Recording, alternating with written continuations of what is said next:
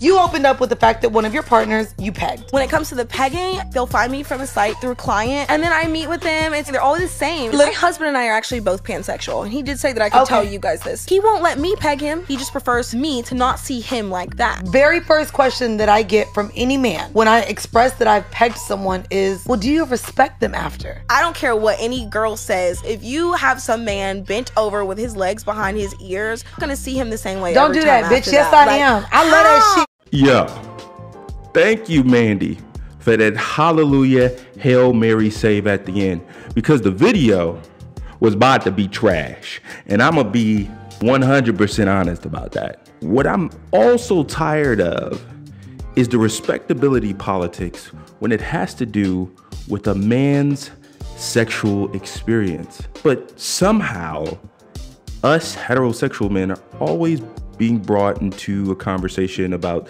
the things that we prefer, and then our sexuality comes into question.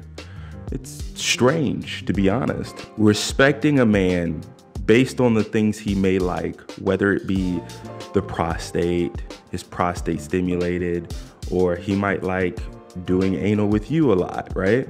I don't think that should be judged whether or not he's heterosexual, bisexual, or homosexual. I don't think that should be a thing, or even pansexual, right? I don't think that a person's sexuality should be questioned. The only time that it comes to deciding whether or not someone is a specific way is if they express that specifically, right? If they express that I am pansexual or bisexual or homosexual, then you can come to a conclusion. Other than that, you can't come to any conclusion unless that person says so. Tired of it. Tired of it. I'm gonna say it like this, that every time we talk about our sexual preferences, respectability has to be brought up. And whether or not a man should be respected, that shouldn't even be a thing. That shouldn't even be a thing. Whether a man is respected, whether what he likes specifically, it sounds controlling and neurotic and abusive, to be honest. If you're constantly putting a man in between these parameters, he has to meet and conform to those parameters, or else you take the privilege of you being around. That's abusive. Because if that person loves you and willing to die for you, why judge his character based on the things that he likes? And what I will bring up is that what you guys may know is that the prostate and a woman's G-spot are homologous, which means they're equals.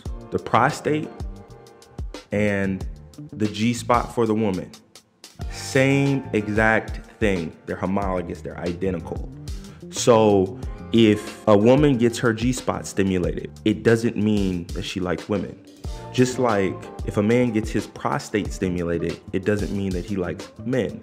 That's a simple premise to get, but in 2023, we're still debating whether or not a man wanting specific types of sexual pleasure from his partner, specifically in the heterosexual dynamic, from a woman, and then that woman goes into questioning his sexuality and then losing respect for him. It's weird, to be honest. At the very least, it's weird. If you want a fulfilling sexual experience with someone, and you want to be able to communicate openly and freely with that person, then you're going to have to allow them to be able to do the same with you. Fellas, if a woman judges you, you can observe that she lost respect for you, then it's no point in continuing that relationship. Because at the moment that people start losing respect for you, that gives them the doorway to start doing disrespectful things to you. And disrespect can go a long way. Be as good to yourselves as you are to others, and I'll check you out on the next one. You know what I'm saying? All right, peace.